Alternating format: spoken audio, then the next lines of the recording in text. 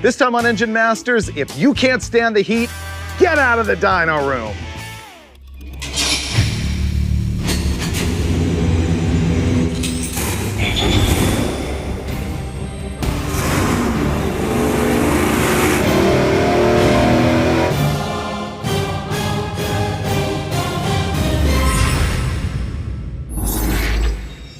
This time on Engine Masters, presented by AMSOIL, we are going full Bill Nye Science Guy. You see, here's what we've noticed in all our dyno testing. When you raise an engine's coolant temperature, it kills horsepower. And you may wonder why. We certainly did, and we think it's not the reason that you probably suspect, and that's what we're gonna find out here. So that'll be test one. Now, the other two things that we're gonna do is attempt heating up this intake manifold like crazy, see what that does as far as the temperature of the airflow, and lastly, we're gonna try and blast some heat directly down the carburetor and see what that does so that you can really judge, does a cooling system make horsepower? Does a cold air intake system make horsepower? We'll find out. And our victim is 598 cubic inches of whopping big block Chevrolet. You saw this in a prior episode called 598 cubic inches of horsepower versus torque.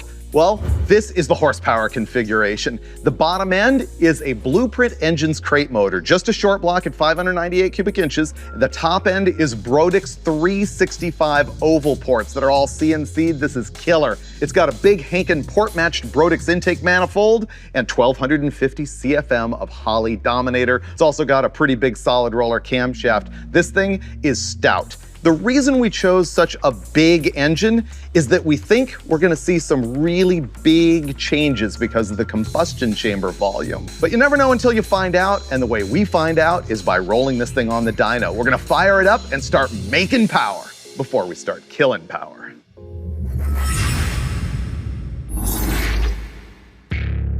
So what we've added sensor-wise, in addition to our normal stuff for this test, was an air hat which will measure CFM. We have an air temperature sensor right under the base of the carburetor. We have another air temperature sensor only about 6 inches away so we can see if there's a temperature change from the base of the carburetor to the inlet port. We also added an EGT, exhaust gas temperature sensor, so we can see if the exhaust gas temperatures change between running it hot and cold. Like the old saying goes, you can't have too much data, but the important thing is to have the right data that you need. This is kind of a weird test, dudes. What do you mean? Well, I'm trying to answer a question that nobody has really asked. How does temperature in the coolant and the intake manifold affect performance, and what can you do about it? And we all know that's the way to cheat on the dyno. Not cheating, it's optimizing. Optimizing? Oh, okay, I'm sorry, Steve. I didn't mean to offend you there. That's right. So I think the first test we're gonna do is run the thing cold coolant temperature and then run it hot coolant temperature and then look at data. We know it's gonna lose power, but I wanna find out why. Well, first of all, it's carbureted. So we're going to see some latent vaporization and temperature drop in the intake manifold, unlike fuel injection where you're seeing kind of this constant air temp throughout the whole intake manifold. So you and I have bench raced this a lot, so I have to ask Dulcich, why do you think an engine makes less power at heat? Air density Where? on the induction side of the intake valve. So you think at 190 degrees, the air in the intake manifold is going to be hotter than it would be if the coolant temperature was 125 degrees? I think so. Okay. What do you think? So Holdner first said it, and then you backed it up, that the air temperature in the intake manifold is not going to change with coolant temperature. And I've thought about that and thought about that and thought about that and didn't believe it, but I'm sort of coming around to it. But this is the test that's actually, I think, going to prove it. And he's done it before. So I say we just run it. And Yeah, it's going to be some pretty interesting stuff, I think. yeah. Okay, so our first run here is going to be with our 598 at a cold coolant temperature, and we haven't altered the temperature of the room or the intake manifold at all.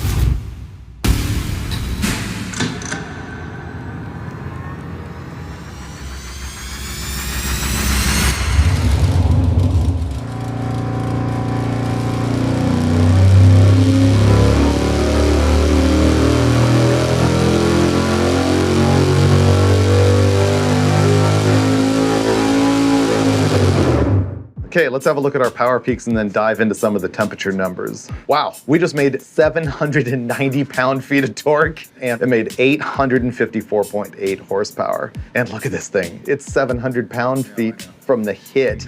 Okay, so that's our baseline power number, but let's have a look at what the temperatures are telling us. The air in the intake runner started at 76, which is really close to room temperature, a little bit less, and then got cooler and cooler and cooler as we went. And it's not affected by wind chill factor. It's reading actual just temperature. Well, there's more fuel with more air there because at idle, there's still a lot of air movement and banging around with the air, which causes some heat. And we have to give Troy credit. It's overlap. We're sitting here and Troy goes, Yeah. well, what about the overlap at idle? Yeah. Because there's all this, Yeah. and we both looked at Troy and went, wow. Pork chop for the win. So the air during the overlap cycle is coming back up and hitting this sensor. As the engine speed increases, there's less reversion and still the vaporization and cooling. There's still a difference there, and the air does heat up. So let me summarize. We're looking at the temperatures in the room, under the carburetor, and in the intake runner. In the room, we were looking at 79 degrees. Under the carburetor, while the thing was running wide open at peak horsepower, it was 43 to 44 degrees. And in the runner, we saw 68 degrees. And so it got hotter from underneath the carburetor than it did in the runner. And our belief in that is because the airspeed is the molecules rubbing into each other and actually causing heat because of friction. Yes. So that's sort of the nutshell of what we just decided, right? I'm with you. I agree. And so once again, this is wide open throttle testing. Things would be different at part throttle cruising around. So the next thing to do is to heat this thing up to 200 degrees of coolant temp and see if it gets worse.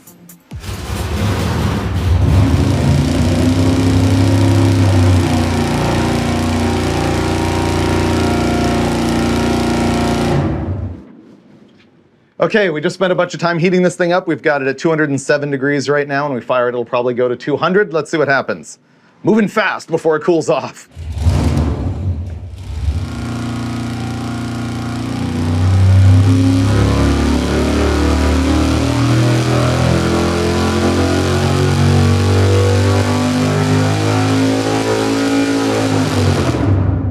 Let's start with power numbers.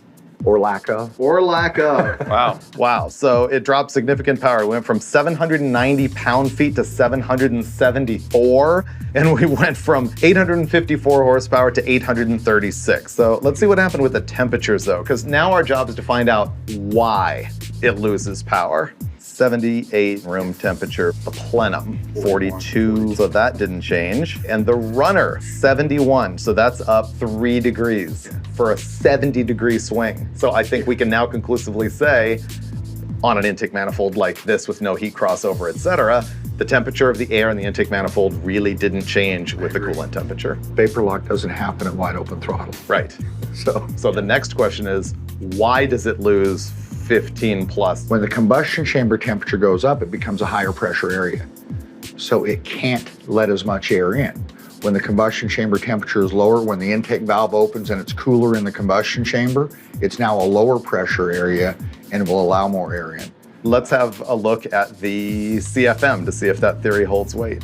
Ooh, 1125 CFM. So this is CFM of airflow through the carburetor hat, and so when the engine is cold, it flows more air. Now we're just gonna straight look at the horsepower, and boom, it used the same amount of fuel, Right. even though it used more air, Well, right? again, this kind of mimics the airflow. Yeah, so in a nutshell, the higher engine coolant temperature indirectly kind of impedes airflow because it raises combustion chamber temperature and static pressure in the chamber, which is going to form a restriction to the airflow. That is our belief at this point with this test. Yeah. What I'm absolutely sure of is I want hot oil and cold water. Absolutely. Yeah. Run a cold coolant temperature, hot oil temperature, and now let's move on to some stuff that probably applies to your life a whole lot more. I want to go heat up the intake manifold with some heat guns and find out what happens when you I'm do gonna that. take one home to my wife for a hairdryer. She will have no hair left. She will look like you.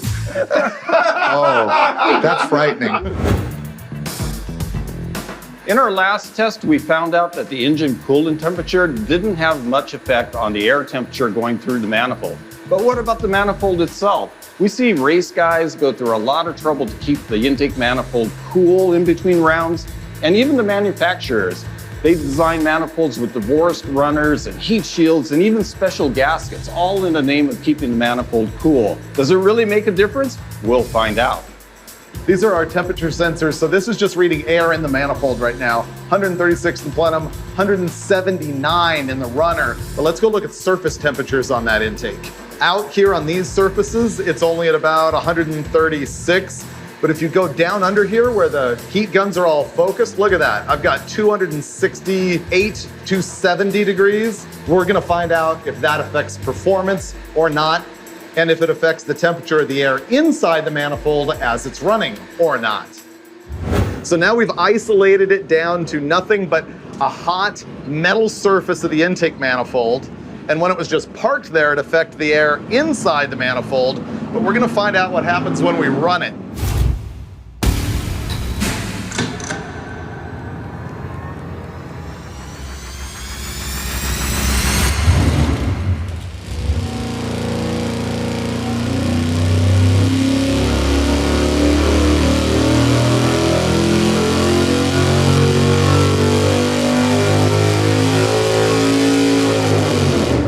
Doesn't care, not even a little bit. We got spots on that intake manifold that I measured at 260 degrees plus. Measure it now real quick. Yeah, let me go out there and measure it again and see what we got. All right, Steve, what does it look like we've got? We're within 1 horsepower of our best run. Oh, really? That is incredible. I don't think you'd see that on the drag strip, would you? No. Okay, I went and measured right after the pull. The part of the valley pan that was 260 plus is now 224. Okay. And the part of the runner that was at 230 plus is now 204. So still huge temperature in the metal itself, but it didn't translate into the air at all. You saw the air temperature was just consistently plummeting as we were running the thing, because pretty much as soon as you started the thing rolling, it evacuated the hot air that had heat soaked in there, and it was pulling in the ambient, cooling it through the carburetor, and making just as much power as it did before. And the air is moving too fast to absorb heat from the hot manifold. Because Right. the manifold remain hot, but the air is more a function of what your ambient is, because it goes zooming through that manifold so fast. Yep. You know what we have to do next? Go upset every super stock and stock eliminator racer in the nation. Pretty Chill much it. every bracket racer everywhere. Yes. We're gonna go throw ice on it now and see if that even matters. Next, we just tried heating up the manifold, and now we're gonna do the thing that so many drag racers do between rounds, ice the intake manifold. Can I just ramrod ice cubes right into there? Don't be mad at you getting water all over the floor. You think I could just ramrod ice cubes right into the valley pan? You can pour a few, but it's gonna leave water everywhere. See? It'll just look cooler, and it'll cool better. They don't let you do that drag racing. What? That. They don't do this, but I still want to get the manifold as cold as we can. You're already pouring water all over the ground. Are we? Yes. No way. Yes. That's impossible. Yeah, you're right. That was a bad idea. It seems to me as though the ice melted really quickly. I really wanted to stick ice cubes right inside the manifold, but it's making a mess of the dyno floor. So we're gonna abandon that approach and stick with the plastic bags. Hopefully Relay doesn't kick me out. Okay, so we'll be packing this thing with ice, letting it sit, get it as cold as we possibly can, measure it, and fire it up again to find out if it makes a difference. It doesn't make a difference. I've kind of created a little bit of a lake in there with my uncontrolled ice. We've had this intake packed in ice for about 45 minutes. That's as cold as it is gonna get. Over here we got 34 degrees. That's cold. Let's go find out if it makes any difference at all. Okay, this is gonna be good. There's nobody at any drag strip anywhere who's gonna get a manifold any colder than that unless it's the dead of winter in New York. Exactly. Yeah. We Or got it maybe a cold. nitrous bottle. Nitrous bottle right up against it might do it. Ice, ice, baby!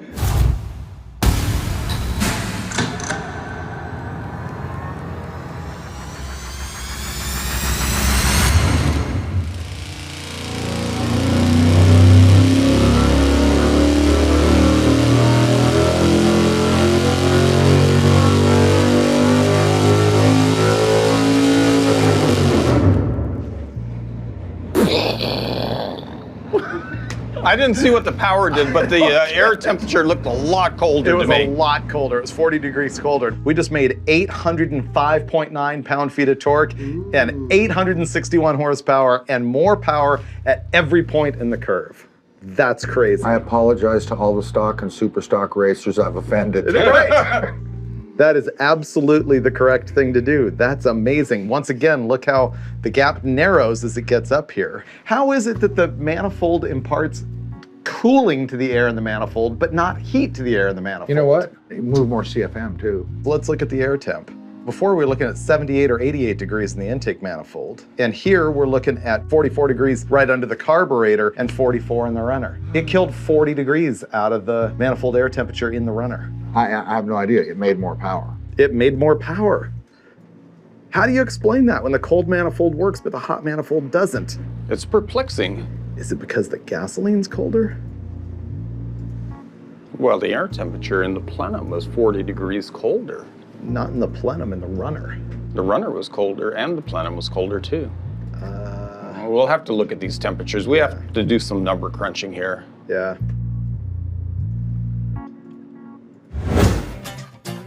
Here's what's blowing our minds right now. When we heated up the intake manifold, it didn't seem to make a difference in power, even though the heat came up inside the manifold just a little bit on the air temp. When we chilled the manifold, it made tons of power, and it did chill the air inside the manifold. So we couldn't get our minds around why the air was not sucking heat out of the manifold, but the manifold was sucking heat out of the air when it was cold. It just doesn't make sense. So we called our physicist buddy, Billy Godbold at Comp Cams, and I'm actually kind of proud that I think I kind of stumbled into it. I just pat myself on the back there. It happens to be because of the temperature of the fuel, or at least that's our working theory right now. When the manifold was hot, the fuel was hot. When the manifold was cold, the fuel was cold, and a colder droplet takes longer to vaporize, and so it'll pull more heat out of the air because it has more time to do so. And so our next step is a chilled manifold and hot fuel to find out what that does. And once we run that, we're probably gonna be completely confused all over again, would be my guess. Ready?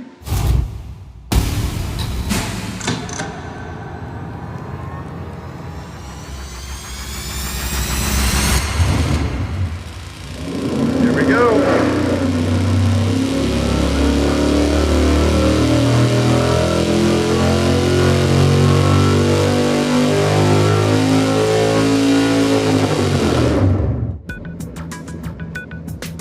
Way to think it through, Freiberger. Genius. Not me. The test is like just the greatest. Wow. So it is not the air that matters, it's the fuel. Well, the transfer is not from the manifold wall to the airstream. Right. The difference in temperature is because of the starting point of fuel temperature. Which we now know is a result of manifold temperature as it moves its way up into the carburetor. We've made that manifold scorching hot.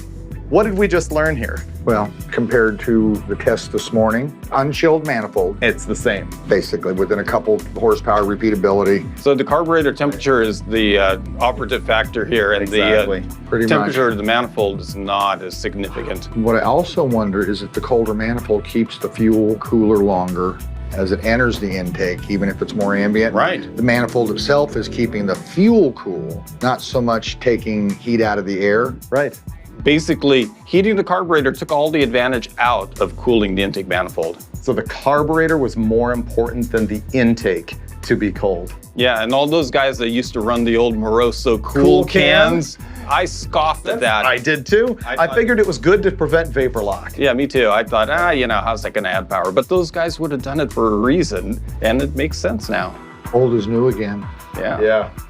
We probably just discovered something that people have known for man. 40 years. We can make a fortune with a fuel cooler. Oh no, they've had that already. Wow. What an education Been a it roller has been. coaster today. It really was has. really cool. We've made some misstatements along the way, but the physics of it all added up. Every time we got our head around it, you start looking at all the data and you're like, of course, it adds up. You know the bump in the road? We do all this testing again on a fuel-injected manifold. It's totally different. Completely different because there's results. no fuel in the air. Yep. Yep. Yeah.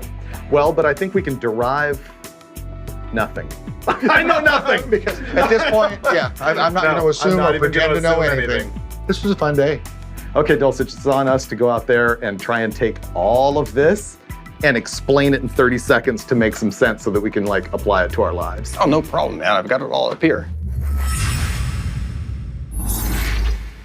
Man, that was an awesome day on the dyno. Oh man, class was in session because I learned all kinds of stuff that I thought I knew, but I was dead wrong. Well, or at least we didn't know what we didn't know. So the first test that we did was, why does an engine lose power when it runs hot? And you think it's because the intake gets hot and the intake charge gets hot and it's less dense and you lose power. But I think what we proved is that was not it. No, because we measured the air temperature and it hardly changed at all. So here's our theory about why a hot engine doesn't make as much power. We believe that power is reduced through a hot engine because the hot combustion chamber is a higher pressure area that does not allow airflow to go through the engine as expediently as it does with a colder chamber. We're in agreement on that, right? I'll buy it. Okay. Yeah. Then the other one was all about expansion ratio, which is when you have compression and then the combustion process, you get more power out of a greater expansion ratio, which is a difference between the beginning temperature and the end temperature. Not only that, but the beginning parts where you have the most cylinder pressure buildup, Right. the greater change in volume because the piston's way up top. Right. Towards the end. And so when you start with a hotter beginning temperature, there is not as big a delta across your expansion ratio, and so basically it's not making enough power. So those are the two reasons I think that we learned why a hot engine makes less power. But that moves on to the next tests that we did. And we couldn't understand how it was that when the manifold is hot, it doesn't impart heat to the air, but when the manifold's cold, it pulls heat out of the air. Mind blown. So we did a lot of research, we talked to Billy Godbold, and ultimately came to the conclusion of running the cold manifold with a hot carburetor, which answered virtually everything, which is this: cold fuel is more important than a cold intake manifold. It is the fuel that has a greater percentage of heat draw out of the intake charge than the air itself, or the ability of the manifold to pull temperature out of the air. So icing the manifold isn't the key, icing the carburetor is the key. Yeah, and that's what happened when we were testing. We were blowing super hot air at the manifold. We weren't blowing anything at the carburetor, but all of that heat was just right up here. Yep, So it's amazing. Cold fuel makes power, hot fuel, not so much. But on EFI, it could be a completely different story because there's no fuel in the manifold on those deals. Maybe we need to test that next time. I don't know. Where? Right here on a future episode of Engine Masters. Neighborhood of 850. It's based on a blueprint. This is the horsepower, ending hotter. So you're